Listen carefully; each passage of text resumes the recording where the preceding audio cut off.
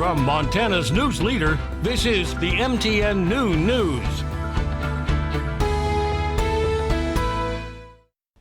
Good Thursday afternoon, and thank you for joining us on the Noon News. I'm Victoria Hill, in for Andrew Lutz. Ahead, a stimulant disorder program expands across the state. We'll have the details, but first.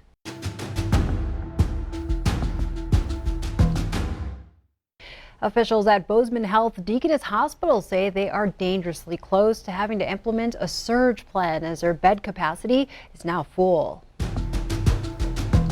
Their critical care unit is at 100% capacity. Their medical unit is at 95% capacity, and their surgical unit is at 114% capacity. Next, the hospital will prepare to implement staff redistribution plans, also known as surge plans. Their emergency crisis staff is already assisting the hospital. The plans could also include scaling back on non-essential services if the situation worsens. Billings Clinic officials announced they're preparing to implement crisis care standards. And that means the clinic could be forced to decide how to save the most lives by allocating or reallocating resources like ventilators or spaces in the ICU. Crisis care standards could be implemented within a week. Hospital leaders say if they are forced to enter crisis standards of care, the choices they make about which patients get the best care will be made in an equitable, non-discriminatory, and fair manner. In other news, gray wolves could once again have their protections restored. The U.S. Fish and Wildlife Service will kick off a year-long biological review of the animals, but rejected a request to restore the protections immediately. Those in favor of adding protections say wolf numbers could fall to unsustainable levels very soon. Montana Governor Greg Gianforte released a statement saying, quote, "We don't need Washington coming in and second-guessing our science-based approach." And wrapping up this Thursday's Leading Look, wage equity has been a hot topic over the past year. Reporter Matt Pearl went to Wyoming, where this gap is the widest. For the most part, it's quiet. I think everybody talks to themselves a little bit so they can figure out their plan of action. Justine Castelli just started working at a nonprofit in Laramie, Wyoming. It's been about 2 months. She uses the calm to develop her career. Dabbling into the nonprofit and figuring out the inner workings of it, it's really interesting. It's been pretty quiet. And then you get home. And yeah. Oh. And then I get home. Home means cooking. A little bit more. Home means corralling her 3 sons, Vincenzo, that's loud, Marcello, I will be in first grade soon, and 2-year-old Gianni.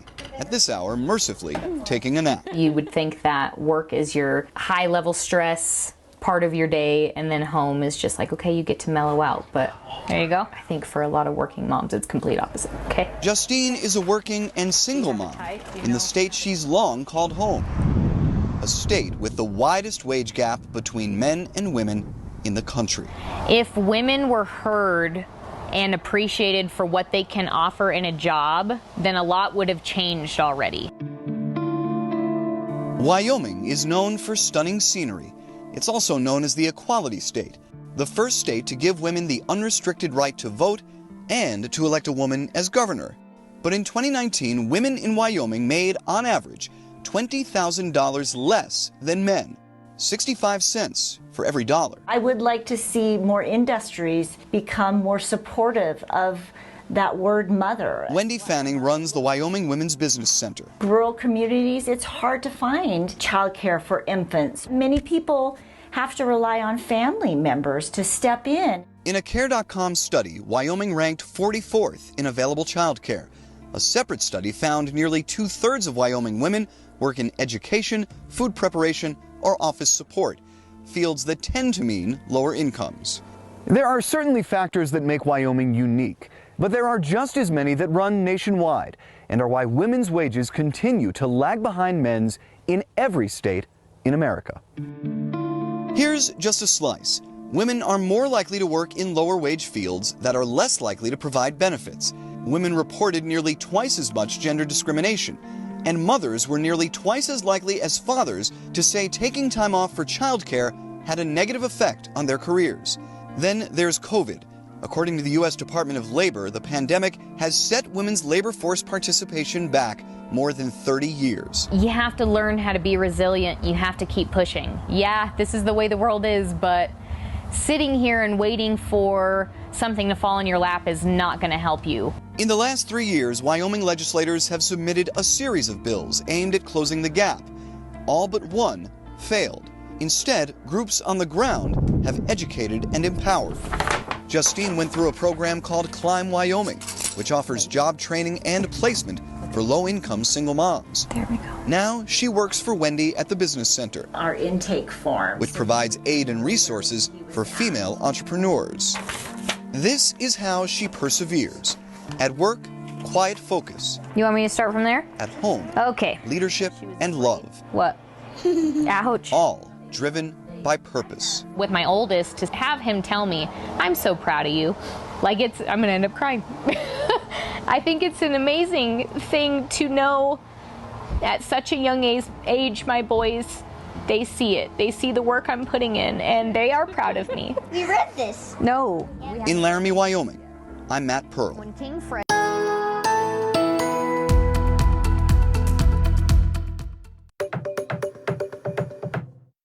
The state of Montana has contracted with 6 treatment providers to pilot an integrated, evidence-based program to expand the state's capacity to treat stimulant use disorders, such as methamphetamine use. The new program, Treatment of Users of Stimulants, or TRUST. It's no secret that methamphetamine has been and continues to be a challenge for Montana communities. People are dying in Montana because of methamphetamine. It has dramatically increased child removals due to foster care. And in addition to that, studies show that methamphetamine use increases hostility or violence twofold.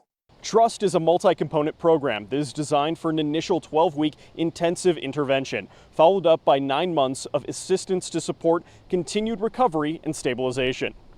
The program is part of Gene Forte's Healing and Ending Addiction Through Recovery and Treatment, or HEART, initiative, and is funded primarily through a nearly $1 million federal grant.